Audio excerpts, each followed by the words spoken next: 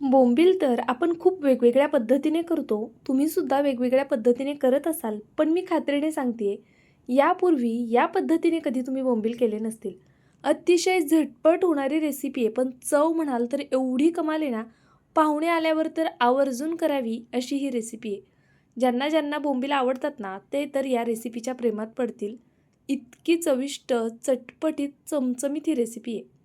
त्यासाठी मी सगळ्यात आधी बोंबील छान धुवून पाण्यामध्ये ठेवलेले आहेत, म्हणजे त्याचा उग्र वास कमी होईल. आता कढईमध्ये तेल गरम करण्यासाठी ठेवलं होतं, त्यामध्ये कढीपत्ता आणि लसूण घालायचा. त्यानंतरनं लसूण आणि कढीपत्ता थोडासा परतवून घ्यायचा. मोठा असा एक कांदा होता, तो मी छान बारीक कट करून घालून घेतला. तर पहा इथे मी एका कांद्याचा वापर केलेला आहे. मोठा कांदा होता म्हणून एकच घेतला आहे. आणि हां, मी ही रेसिपी आहे ना 1 ते 2 जणांना पुरेल अशी करते. तर तुम्हाला किती प्रमाणात करायची आहे त्यानुसार तुम्ही करू शकता. इथे आपल्याला कांदा छान असा मऊसूत होईपर्यंत शिजवून घ्यायचा आहे. पहा अगदी या पद्धतीने. कांदा छान ट्रान्सपरंट झाला आहे, मऊ झाला आहे. अशाच पद्धतीने आपल्याला हा कांदा परतवून घ्यायचा आहे. त्यानंतरनं यामध्ये मी 1 टोमॅटो घातलेला आहे. आता तुम्हाला वाटत असेल कांदा जास्त आहे, टोमॅटो कमी आहे. तर त्याचं कारणही तुम्हाला माहिती आहे. आपण यामध्ये दह्याचा वापर करणार आहोत. जर आपण दही घालतोय ना, तर टोमॅटोचं प्रमाण थोडं कमी ठेवायचं. म्हणजे मग हा जो होणारा पदार्थ आहे किंवा होणारा जी भाजी आहे ती आंबट होणार नाही. पहा मीडियम फ्लेमवरती मी टोमॅटो मऊ होईपर्यंत हे सर्व छान परतवून घेतलं. आता यामध्ये गरजेनुसार मसाले ॲड करूया. सगळ्यात आधी हळद घालून घेतली. त्यानंतर ना आपल्याला यामध्ये कोणत्याही प्रकारचा गरम मसाला घालायचा आहे. जो कोणता तुमच्याकडे असेल तो घाला. मी इथे संडे मसाल्याचा वापर केलेला आहे.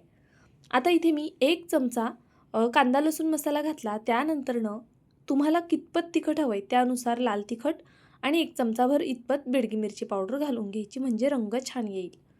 अगदी बेसिक मसाले घातलेले आहेत. मटण मसाला वगैरे घालण्याची गरज नाही आहे. मी इथे संडे मसाल्याचा वापर केला आहे म्हणून मी मटण मसाला घातला नाही आहे. पण तुम्हाला हवं असल्यास तुम्ही संडे मसाला नसेल तर मटण मसाला किंवा चिकन मसाला घालू शकता. आता इथे मी 2 चमचे दही ॲड केलेले आहे.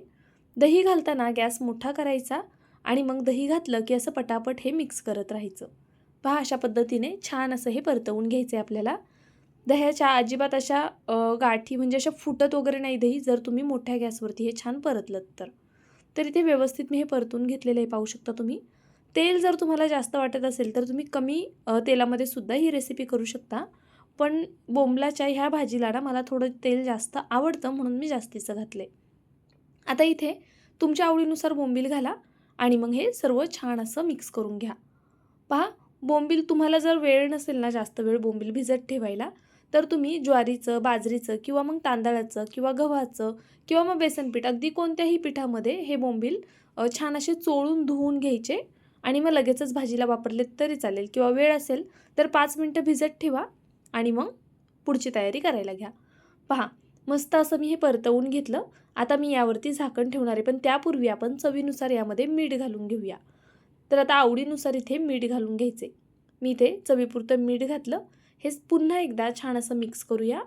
ही भाजी आहे ना खायला खूप जास्त चविष्ट लागते. जेव्हा कधी तुम्ही बोंबील अशा पद्धतीने कराल ना, मला खात्री आहे तुम्ही परत परत याच पद्धतीने कराल. आणि जर तुम्ही आठवड्यातनं एकदाच बोंबील करत असाल ना, तर खात्रीने सांगते आहे 3-4 वेळा तरी नक्की कराल. हे दह्यातले बोंबील अप्रतिम होतात खायला. पहा मी इथे एक लहान वाटी भरून पाणी घेतलेलं आहे. आता हे मी संपूर्ण पाणी यामध्ये घालणार आहे, पण मी थोडं थोडं करून घालते आहे. कारण मला ही भाजी ना पातळ करायची नाही आहे, पण बोंबील शिजायला थोडंसं पाणी घालायचं आणि असं पाणी घातल्यामुळे ना मस्त अशी ग्रेव्ही तयार होते, ज्यामुळे भाकरीसोबत, भातासोबतसुद्धा हे बोंबील खायला छान लागतात. पहा मी इथे एक लहान वाटी भरून पाणी घातलं. आता आपण यावरती झाकण ठेवून देऊया आणि बोंबील छान शिजवून घेऊया. बोंबील शिजायला फारसा वेळ लागत नाही. आधी मी 5-1 मिनटं पाण्यामध्ये भिजत ठेवलेले आणि आता त्यानंतरनं पुन्हा 5 मिनटं झाकण ठेवून हे बोंबील शिजवून घेतलेले आहेत. पहा मस्त तरीसुद्धा सुटली आहे आणि अगदी चटपटीत चमचमीत आपले बोंबील दिसतात आहे. जेव्हा कधी आपण हे झाकण काढतो ना, खरं सांगते खूप छान असा सुगंध येतो त्यातनं.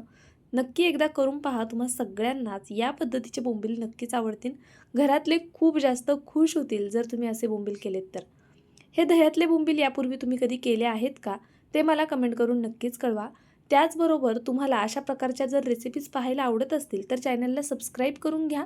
बेल आयकन प्रेस करा, म्हणजे माझे असे छान छान व्हिडिओ तुमच्यापर्यंत येत राहतील. हे चमचमीत बोंबील भाकरीसोबत, भातासोबत कमाल लागतात. नक्की ट्राय करा.